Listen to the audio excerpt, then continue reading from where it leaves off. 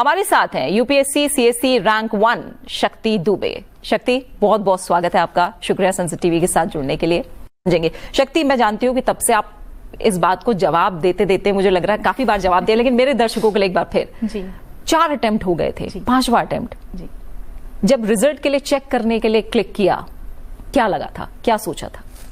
पहले तो मुझे मेरा रोल नंबर याद नहीं था, सो मैं सोच रही थी रोल नंबर सर्च करते हैं, then I just go for searching it. तो मैंने अपना रोल नंबर निकालने की कोशिश कर रही थी, तब तक मुझे अपना नाम दिखा।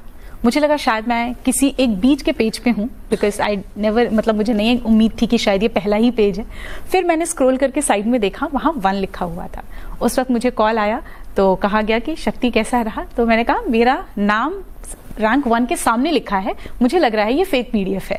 तो फिर मुझे कहा गया नहीं, आप अपना रोल नंबर क्रॉस वेरीफाई कीजिए, और उससे फिर मुझे फाइनली विश्वास हुआ कि वो मेरा ही नाम था और 5-6 सालों की ये जो मेहनत थी वो फाइनली सक्सेसफुल हो चुकी है। कौन था उस समय आपके आसपास? मैं यहाँ पे एक्चुअली अभी वर्क करती हूँ एक इंस्टीट्यूट के साथ, तो मैं यहाँ अकेले ही रह रही थी पीजी में, गर्ल्स पीजी में। तो मैं अकेले अपने रूम में बंद सुबह से, क्योंकि पता था आज रिजल्ट आने वाला है, सो बहुत डरी हुई थी और बहुत बार ये सोच रही थी क्या हुआ अगर पिछली बार की तरह इस बार भी नाम नहीं हुआ लिस्ट में। तो मैं अकेले ही थी उस वक्त। तो वो जो एक मोमेंट है वो मेरा, वो शायद लाइफ टाइम मेरे साथ रह जाएगा। जिस वक्त कोई नहीं था, अकेली मैं थी, एक मोमेंट पे हार रही थी और दूसरे ही मोमेंट पे मैंने फिर जीत देखी। थोड़ा सा और गहराई में जाइए। क्या आपको जब पता लगा नहीं ये पहला नाम मेरा ही है, क्या आंखों में आंसू आए या खुशी से मुस्कान आई? पहले आपने मम्मी पापा को फोन मिलाया, क्या कुछ हुआ, थोड़ा सा और बताइए। जब मैं कंफर्म हो गई कि वो मेरा ही नाम है, तो एक मोमेंट के लिए तो मैं बिल्कुल शॉक्ड, बिकॉज मुझे मैसेजेस आने लग गए थे कांग्रेट्स करके और AIR1। तो पहले तो मुझे मोमेंट लगा कि खुद को रियलाइज करने का कि ये हो गया है। फिर मैं थोड़ी देर वो खुशी के आंसू कहो, सुकून के आंसू कहो, वो थे। फिर मैंने सबसे पहला फ़ोन पापा को मिलाया, तो पापा को मैंने कॉल किया और मैंने कहा पापा रिजल्ट आ गया। एंड क्योंकि मेरी आवाज़ कांप रही थी, मैं रो रही थी, तो उन्हें ये लगा कि नहीं हुआ इस बार भी। तो उन्होंने कहा कोई बात नहीं, जाने दो, रहने दो, होता है, कभी हम हारते हैं, कभी हम जीतते हैं। तब मैंने पापा से कहा पापा नहीं पापा हो गया। तो इसलिए हो गया मतलब, तो मैंने कहा इस बार क्लियर हो गया एग्जाम और रैंक 1 है। तो तब मैंने पापा को बताया था। बायोकेमिस्ट्री की पढ़ाई करना, उसके बाद यूपीएससी के लिए आना, वो कौन सा मोमेंट था जब मन में ये बात आई कि नहीं मुझे यूपीएससी की तैयारी करनी है?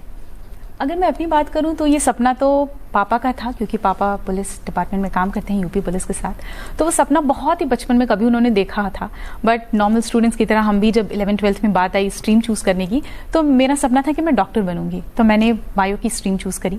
साथ साथ मैं प्रिपेयर कर रही थी इलाहाबाद यूनिवर्सिटी में जब मैंने एडमिशन लिया स्नातक में। तो उस वक्त तक यही था कि शायद या तो रिसर्च में जाना है या तो मेडिकल फील्ड में जाना है। एंड उसी की तरह मैंने मेहनत की, गोल्ड मेडल भी मैंने हासिल किया इलाहाबाद यूनिवर्सिटी से। सिमिलरली मैं बनारस हिंदू यूनिवर्सिटी गई। जब मैं वहाँ गई तो हमारा 6 मंथ का डिजर्टेशन वर्क होता है, जहाँ हमें रिसर्च, प्रॉपर एक रिसर्च एटमॉस्फेयर दिया जाता है। जब मैं वो काम कर रही थी, एंड उस वक्त ही के टॉपर्स थे कुछ जो न्यूज़ में आए, जिनके बारे में मैंने पढ़ा, तो ये 2 जब इंसिडेंट साथ साथ हुए, वो एक मोमेंट था जब मुझे इस एग्जाम के बारे में बहुत ही क्लोजली पता चला। फिर मैंने रिसर्च शुरू करी कि क्या जॉब प्रोफाइल है, क्या इसमें अपॉर्चुनिटीज़ मिलती हैं। एंड तब मुझे समझ आया कि अगर मैं साइंस स्ट्रीम में जाती हूँ, डेफिनेटली वो लोग भी देश की सेवा ही कर रहे हैं, उसमें ही कंट्रीब्यूट कर रहे हैं, बट वो एक बहुत ही स्पेसिफिक फील्ड है जिसमें वो काम कर रहे हैं। और यूपीएससी के थ्रू जो हमें अपॉर्चुनिटी मिलती है वो बहुत ही डाइवर्स है। तो तब मैंने मन बनाया कि इस एग्ज़ाम को देकर तो देखेंगे, अपनी पूरी कोशिश करेंगे, पूरी मेहनत से। तो इस तरीके से यूपीएससी का डिसीजन लिया गया था। बिल्कुल। शक्ति, आप लोग की जो जर्नी रही 5 अटेम्प्ट की, जब मैं बात करूं, बहुत ऐसी चीज़ें हैं जिससे तमाम लोग, तमाम एस्पिरेंट सीख सकते हैं। मैं शुरुआत से शुरू करना चाहूँगी, क्योंकि जब कोई भी छात्र एस्पिरेंट ये डिसाइड करता है कि मुझे यूपीएससी की तैयारी करनी है, हर एक के आगे ना बहुत सारा कन्फ्यूजन होता है। ये सिलेबस है, कैसे शुरू करना है, क्या करना है, कंटेंट इतना है, इंटरनेट पे भी और बातचीत में भी बहुत सारी चीजें हैं जो लोगों के सामने आती हैं। शुरुआत कैसे हुई थी, क्या वो कंफ्यूजन आपके मन में भी था? मेरी जर्नी आई थिंक अभी तक तो बहुत ही ज़्यादा लोगों को पता है। 5वां अटेम्प्ट था ये मेरा। पहले 3 अटेम्प्ट्स में मैंने प्रीलिम्स नहीं क्वालिफाई कर पाई मैं। तो ये जो आप बात कर रहे हो कंफ्यूजन की, वो मैंने फेस किया फर्स्ट 2 अटेम्प्ट्स में। और मैं एस्पिरेंट्स को यही एडवाइस करना चाहूँगी कि यूपीएससी एक बहुत ही वास्ट एग्जाम है। जब तक आप अपना होमवर्क नहीं कर लेते, you should never enter this field. मेरी गलती यही थी, मैंने बस सुना बिना किसी प्रॉपर रिसर्च के कि क्या होता है, क्या इसमें मेहनत लगेगी, कितनी, क्या करना चाहिए, क्या बेसिक्स हैं। मैं जस्ट एंटर कर गई इस फील्ड में। और ये रीजन था कि एग्जाम को फिगर आउट करने में ही कि भाई प्रीलिम्स स्टेज में क्या रिक्वायरमेंट है, मेंस में कैसे पूरा पैटर्न चेंज हो जाता है, बिकॉज आपका प्रीलिम्स एमसीक्यू टाइप है, मेंस आपका सब्जेक्टिव है, तो ये किस तरीके से you need to change, you need to switch. अब ये मुझे बिल्कुल पता नहीं था ऑप्शनल की क्या इंपॉर्टेंस होती है मेंस में, तो वो सारी चीजों को मैं फिगर आउट करते ही, क्योंकि तब मैं जॉब भी कर रही थी, तो पहले 2 अटेम्प्ट्स मैं नहीं क्लियर कर पाई प्रीलिम्स। तब मैंने डिसाइड किया और मुझे समझ आया कि यूपीएससी एक ऐसा एग्जाम है जिसको फुल फोकस प्रिपरेशन की जरूरत होती है, बिकॉज जैसे आपने मेंशन किया सिलेबस बहुत ही वाइड है, कई सारे सब्जेक्ट्स हैं और वो डाइवर्सिटी जो है दैट डिमांड्स कि भाई आप हर सब्जेक्ट को इक्वली इंपॉर्टेंस दे पाओ। तो इन सब चीजों को मैं समझने के लिए फिर वो था मेरा 3rd अटेम्प्ट, जब मैंने प्रॉपर ब्रेक लेके फुल प्रिपरेशन के साथ ऑप्शनल चूज करके मेंस और प्रीलिम्स की डिफरेंसेस को समझ के तब दिया। बट उस ईयर मैं 1 मार्क्स से प्रीलिम्स फेल कर गई थी। बट मैं ये एक चीज जो मैंने नोटिस किया ना कि जब आप तैयारी के साथ फेल होते हो ना, तब आपके पास ये एक्चुअली अपॉर्चुनिटी होती है कि आप समझ पाते हो गलतियां कहाँ हुई। जब बिना प्रिपरेशन के जाओगे तो आप ये नहीं पता लगा पाओगे कि मेरी गलती हुई कहाँ। तो 3rd अटेम्प्ट में फिर मैंने वो चीजें नोट डाउन करी, वो जो शॉर्टकमिंग्स रह गई थी, एंड दैट्स हाउ फिर मैं 4th अटेम्प्ट में I and things went on smoothly. बिल्कुल। और लास्ट अटेम्प्ट की भी बात करें तो महज 12 मार्क्स जी। से शक्ति का सिलेक्शन होने से रह गया था। और कहीं ना कहीं आपके भाई ने भी ये बात कही थी कि शक्ति बिल्कुल भी मन छोटा मत करो, रैंक 1 तुम्हारा इंतजार कर रही है। बिल्कुल ये बात हुई थी और वो सच भी साबित हुई। तो भाई का क्या रिएक्शन था? मैं अभी बताती हूँ कि लास्ट ईयर का जो टाइम था, ये अप्रैल का ही महीना था, 16 अप्रैल को रिजल्ट आया था। और वो एक टाइम जब आप नाम सर्च कर रहे हो पीडीएफ में, वो दिखाता है नो रिजल्ट्स फाउंड, वो आई थिंक बहुत एस्पिरेंट्स इससे रिलेट कर पाएंगे। दैट वाज एक बहुत ही लो फेज होता है वो, क्योंकि जब इंटरव्यू तक आप जाते हो ना, आपके अंदर एक लेवल ऑफ कॉन्फिडेंस रहता है दैट मे बी ऐसा, तो वैसा हुआ। बट ये था कि जब रिजल्ट आया और मैं बिल्कुल ही हताश कि नहीं देना, अब रोकते हैं, अब यूपीएससी हो गया, अब मुझे दूसरे स्ट्रीम में जाना है, क्योंकि फाइनेंशियल इंडिपेंडेंस इस एज पे एक रिक्वायरमेंट है अपने लिए। तो मैंने ये सोचा था। तब पापा और भाई थे साथ में, मम्मी पापा, मतलब सबका ही साथ रहा है सिबलिंग्स का। तो भाई ने कहा था कि यू हैव वर्क 4 साल, आपने बड़ी मेहनत करी है, आपने दिया, इस बार सिर्फ 12 नंबर से रह गया है। मीन्स ये सोचते हैं कि भगवान ने कुछ बड़ा सोच के रखा होगा, तो भगवान ने शायद तुम्हारे लिए रैंक 1 बचा के रखी है, तो तुम बस एक क्लास ट्राई कर लो, उसके बाद तुम्हें कोई नहीं बोलेगा करने को। एंड आई एम थैंकफुल कि मैंने वो चांस लिया और आई वेंट अहेड। तो हाँ, इसी तरीके से और वो बात सच भी साबित हुई है। जल्दी जल्दी बहुत सारी बातें क्योंकि जाननी है। आपने बताया कि किस तरह का कंफ्यूजन था, बहुत सारी चीजें हैं जो क्लियर करके अगर आगे बढ़ें तो एस्पिरेंट्स को फायदा हो सकता है। सबसे बड़ी बात आती है रूटीन को लेकर। लोग ये नहीं समझ पाते रूटीन कैसे करना है। कई बार बात आती है कि 10 घंटे, 12 घंटे, 15 घंटे, घंटों में जोड़ दिया जाता है। कौन सी ऐसी चीजें हैं जो दिमाग में रखकर तैयारी को शुरू करना है आपके हिसाब से? अगर आवर्स की बात करें, मुझे नहीं लगता आवर्स उतने ज्यादा इंपॉर्टेंट है जितना ज्यादा इंपॉर्टेंट है वो क्वालिटी स्टडी टाइम। ठीक है, तो मैंने कभी ऐसा नहीं रूटीन रखा कि इतने बजे उठना है या इतने बजे सो जाना है। मेरा ये एक चीज होती थी कि लाइक एक दिन में मुझे 4 चीजें करनी है। पहला है करंट अफेयर्स, जिसके लिए मैं न्यूज़पेपर फॉलो करती थी। सेकंड है जीएस पढ़ना है, वो मेंस और prelims oriented. Third option optional का एक स्लॉट होता था जिसमें मुझे अपना ऑप्शनल करना है। और 4th स्लॉट मैंने हमेशा से प्रैक्टिस कर रखा है। अगर प्रीलिम्स आ रहा है तो उस वक्त मैं एमसीक्यू सॉल्व कर रही हूँ, मेंस आ रहा है तो उस दौरान मैं आंसर राइटिंग करती थी। तो ये 4 चीजें बैलेंस थी जो एक दिन में प्रॉपर होनी चाहिए थी। कभी 8 घंटे पढ़ाई हुई है, कभी 10 घंटे पढ़ाई हुई है, एग्जाम के पास तो 12 घंटे भी मैंने पढ़ाई करी है। कभी कभी ऐसा भी हुआ कि मैंने 3 घंटे पढ़ाई करी है। क्योंकि यूपीएससी की जो ये जर्नी है, इनिशियली आप बहुत इंथुजियास्टिक होते हो जब आप आते हो इस प्रिपरेशन में, तो उस वक्त आपके पास इतनी स्टैमिना, एनर्जी भी होती है कि आप पढ़ ले जा रहे हो। अभी जब 5th अटेम्प्ट तक आप आते हो, एक तो पहली बात जो वो बैकग्राउंड नॉलेज है वो आपके पास ऑलरेडी है, आपको बस कुछ बेसिक चीजों पे यू हैव टू वर्क। तो वहां पे धीरे धीरे time it has like reduced. Most important चीज जो मैं बोलना चाहूंगी वो है ब्रेक्स। आई थिंक बच्चों को ये लगता है कि घंटे, 10 घंटे, 12 घंटे कंटिन्यूसली पढ़ना होता है। हमारा ह्यूमन ब्रेन इतना केपेबल नहीं है कि हम इतना ओवरफ्लड कर लें। सो हर 15-20 दिन पे मैं हाफ डे का ब्रेक रखती थी कि जैसे आज से 4 घंटे पढ़ना है, रिमेनिंग 4-5 घंटे मैं अपने लिए फ्री रखूंगी। सो ये एक प्रॉपर बैलेंस और मिक्स्ड था एक प्लान जो मैंने फॉलो किया। कोचिंग कितनी जरूरी है या सेल्फ स्टडी, सेल्फ प्रिपरेशन से ही यूपीएससी का सपना साकार किया जा सकता है? ये बहुत सारे फैक्टर्स पे डिपेंड करता है। जैसे मेरा था कि मैं नॉन ह्यूमैनिटीज बैकग्राउंड से आती हूँ, ऐसे किसी इंसान के साथ मैं टच में भी नहीं थी जिसने कभी प्रिपरेशन करी हो या दिया हो, तो मेरे लिए टोटली न्यू फील्ड था।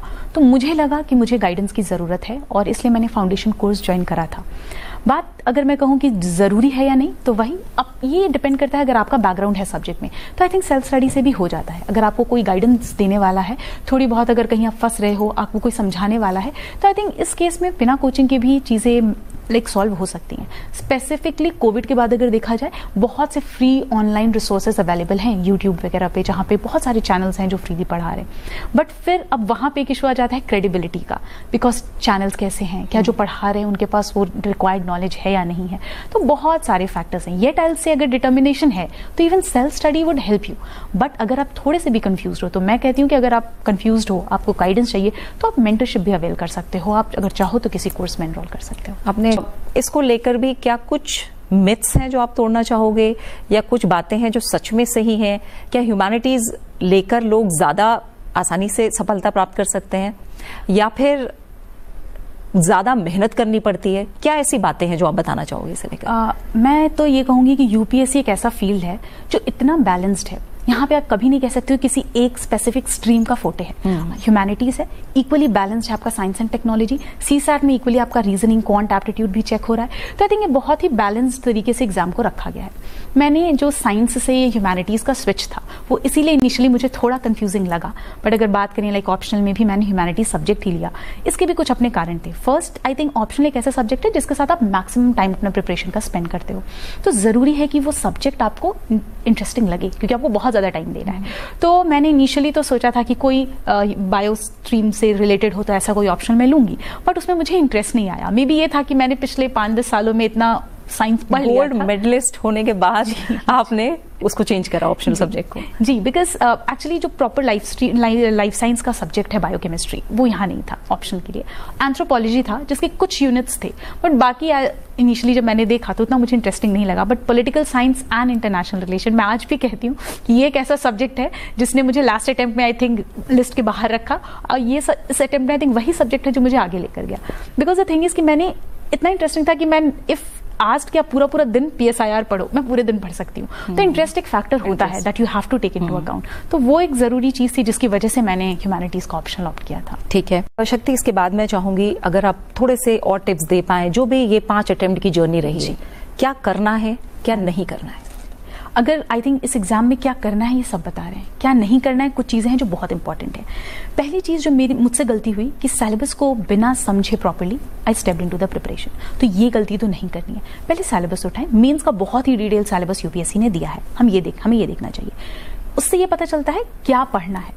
अब आता है सवाल कितना पढ़ना है। जैसे अगर मैं एग्जांपल दूं, पॉलिटी में फंडामेंटल राइट्स एक टॉपिक है। फंडामेंटल राइट्स पे एक बुक भी हो सकती है, आप एक आर्टिकल पे एक बुक लिख सकते हैं। तो हमें कितना रिक्वायरमेंट है उसके लिए प्रीवियस ईयर क्वेश्चंस देखो। तो सिलेबस बताता है क्या पढ़ना है, प्रीवियस ईयर क्वेश्चन बताते हैं कितना पढ़ना है, कितना रिक्वायरमेंट है।